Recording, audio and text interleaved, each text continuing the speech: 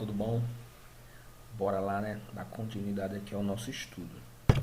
Bom, vamos seguir aqui com o campo magnético. O que é o campo magnético? É uma região do espaço, né, que é o espaço sideral, é uma determinada região ali em relação a quem está gerando esse campo. Vamos lá.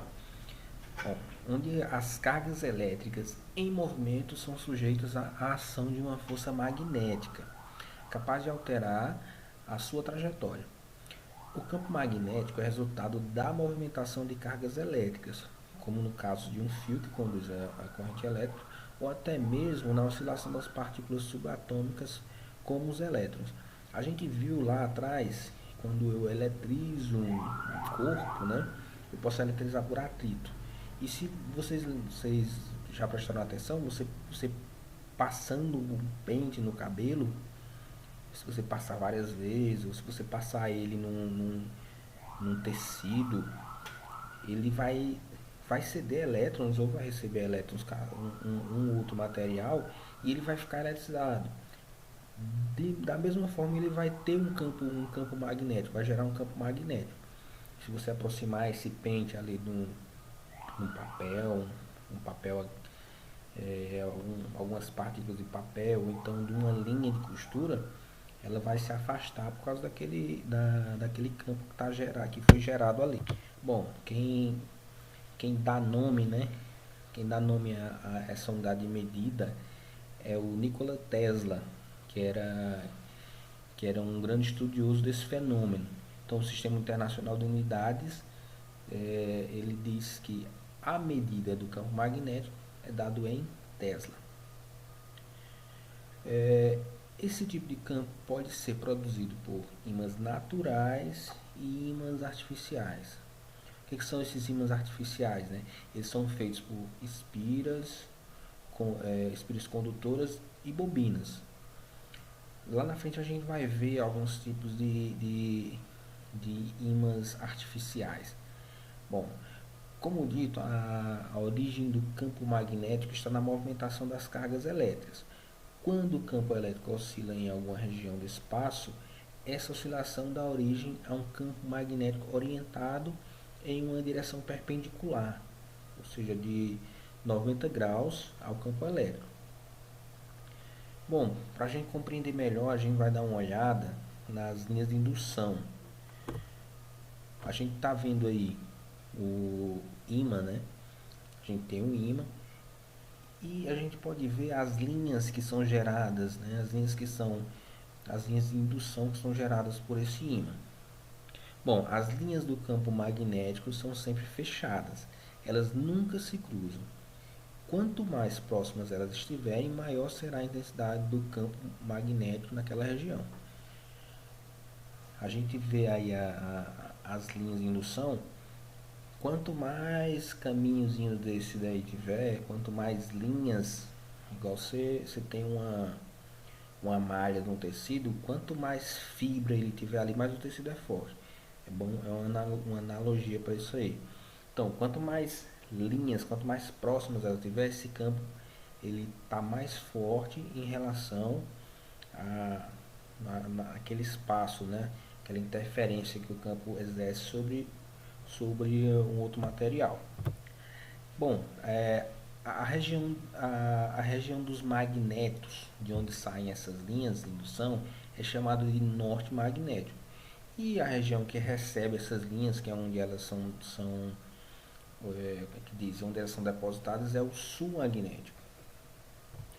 Outra característica do campo magnético diz respeito à não existência dos monopolos magnéticos. O que quer dizer isso? Todo campo magnético apresenta um polo sul e um polo norte. Diferente do campo elétrico, que ele permite a existência das cargas positivas e negativas. Então, como é que a gente vai medir a intensidade desse campo magnético? Né? A forma que é usada para o cálculo do campo magnético depende do formato do corpo que o produz. A gente viu que eu tenho os ímãs naturais e tenho os ímãs artificiais. Então, vai depender de como ele é fabricado, depender do material que ele é fabricado. Os casos mais comuns são aqueles em que calculamos o campo magnético de fios, espiras e bobinas. Vamos ver então aqui a fórmula para a gente calcular. Para calcularmos a intensidade do campo magnético produzido por um fio condutor atravessado por uma corrente elétrica, utilizamos a fórmula a seguir, onde temos o campo magnético em Tesla, a permeabilidade magnética no vácuo, que é 4π vezes 10 a menos 7, que a sua unidade é o Tesla por metro por ampere, I, que é a corrente elétrica, e D, que é a distância do ponto até o fio. Então, aquele ponto que a gente dá, que a partir dali a gente está medindo a intensidade do campo magnético até o fio, né? A espira ou a bobina que está gerando aquele campo. Bom, a fórmula anterior nos permite calcular a intensidade de um campo magnético gerado por um fio condutor em um ponto situado a uma distância d com base nesse fio. A direção do campo magnético do fio é determinada pela mão direita. A gente está vendo aí, né, a imagem desse fio que está gerando esse campo magnético, e a mão direita está direcionando o fio, né, por onde é que esse fio está passando, e os dedos dessa mão direita estão simbolizando como é que eu posso dizer, o movimento que essas linhas de indução estão fazendo, né? E estão mostrando por onde passa esse campo magnético. Então, para essa forma, quando a gente está medindo o campo magnético por uma espira circular, o campo magnético pode ser gerado pode ser calculado pela forma que a gente está vendo. Que no caso a gente não vai usar mais a distância, mas vai usar o raio. Bom, campo magnético gerado por uma bobina. As bobinas são formadas por um conjunto de espiras, não só um fio retilíneo, né? Mas um conjunto de espiras enroladas. O cálculo do campo magnético produzido por uma bobina é bastante similar àquele feito para as espiras, e nesse caso a diferença fica com o número de espiras, né? O número de espiras que está formando ali a bobina. O que vai variar é que a gente vai pegar aquele campo magnético gerado por uma espira e multiplicar pelo número de espiras que formam essa bobina. Bom, nas bobinas o campo magnético concentra-se em seu interior, como mostra a figura abaixo. A gente tem o norte magnético, o fluxo, né, das linhas magnéticas para o sul, sendo que essa maior intensidade, esse campo magnético está concentrado no interior da bobina. Bom, pessoal, o que é que a gente tem, né? O campo magnético e campo elétrico, eles estão relacionados, como mostrou lá o inglês James Clerk Maxwell. Bom, em 1864, Maxwell... Bom, pessoal, voltar ao início aí por favor, na edição, voltar ao início do slide. Probleminha aqui de barulho da moto aqui. Bom, pessoal, o campo magnético e campo elétrico. Em 1864, o inglês James Clerk Maxwell, ele unificou os fenômenos elétricos e magnéticos. Ele mostrou que a luz tratava-se de uma onda e que era produzida pela oscilação de campos elétricos e magnéticos. Bom, de acordo com os cálculos de Maxwell, ele descobriu que a variação de um campo elétrico dava origem a um campo magnético, do mesmo modo que era capaz de produzir um campo elétrico dinâmico.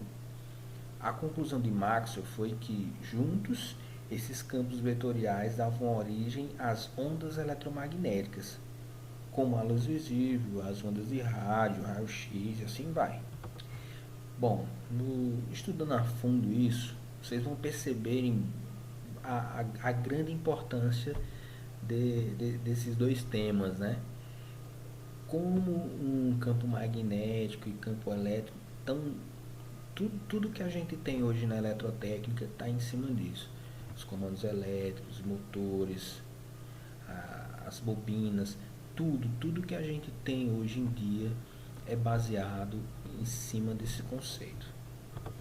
Bom, pessoal, a gente tem aqui os tipos de indutores, né?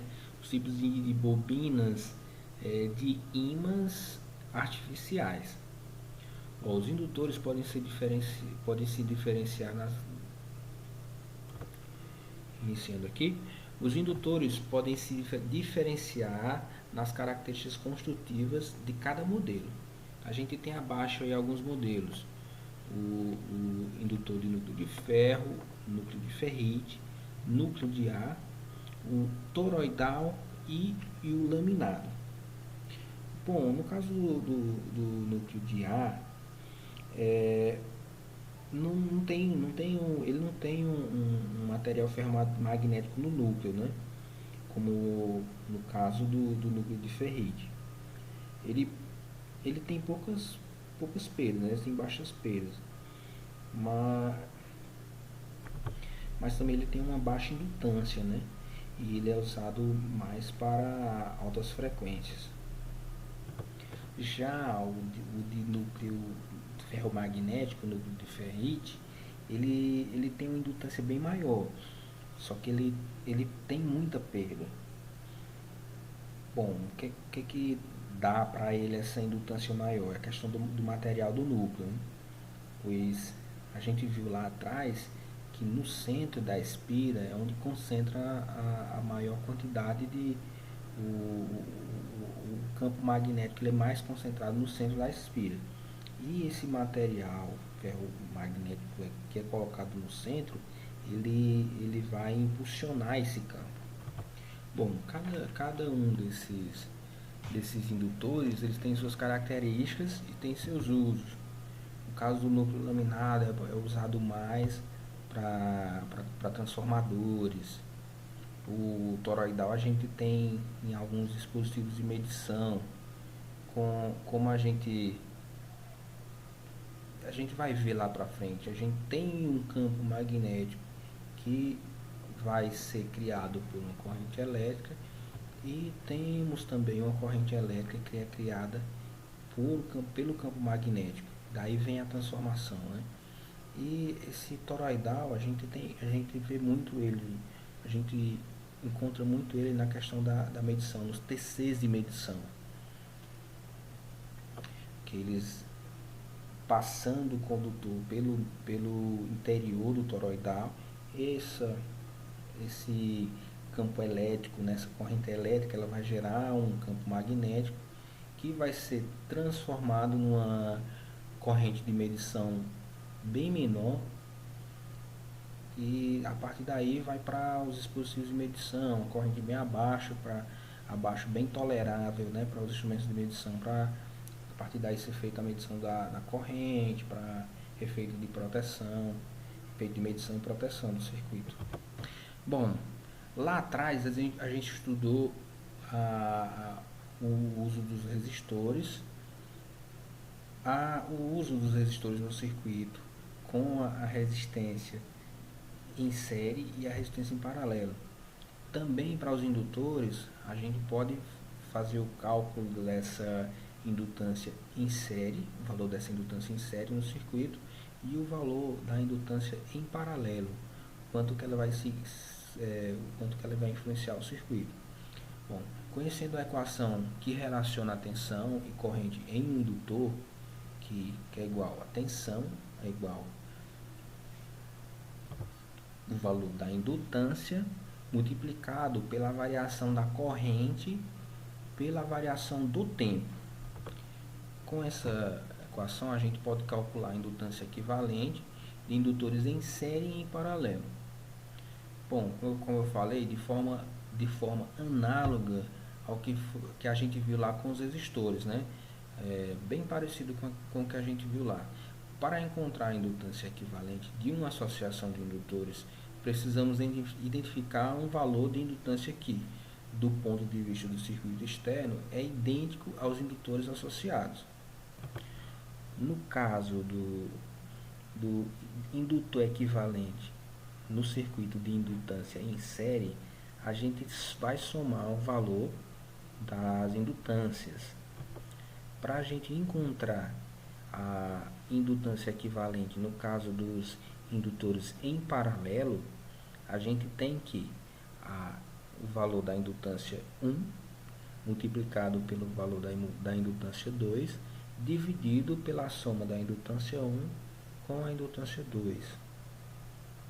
Bom, quando a gente tem dois indutores em série, os dois eles vão ter a mesma corrente, é similar ao que a gente viu lá nos resistores.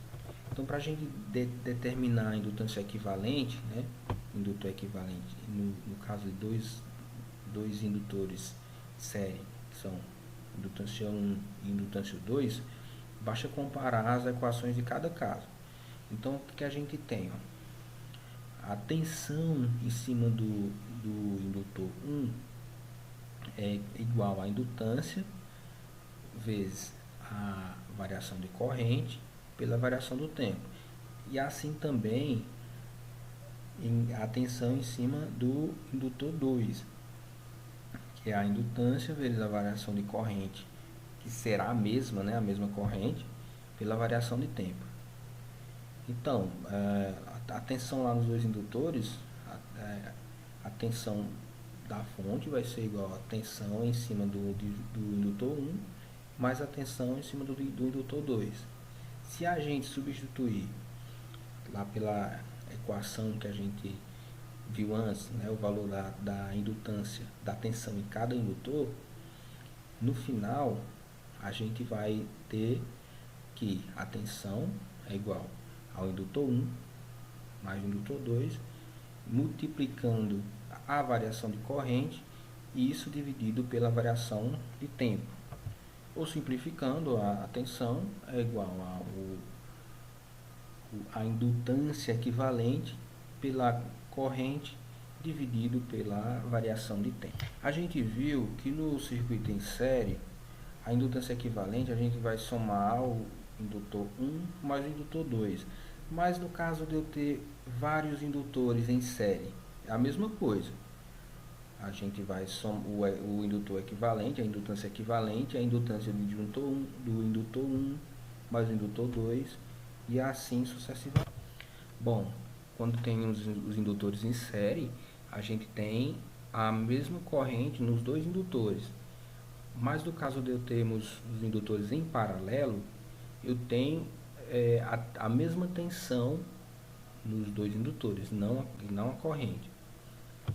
E para a gente determinar a indutância equivalente dos dois indutores, só voltar aqui, por favor, tirar na edição.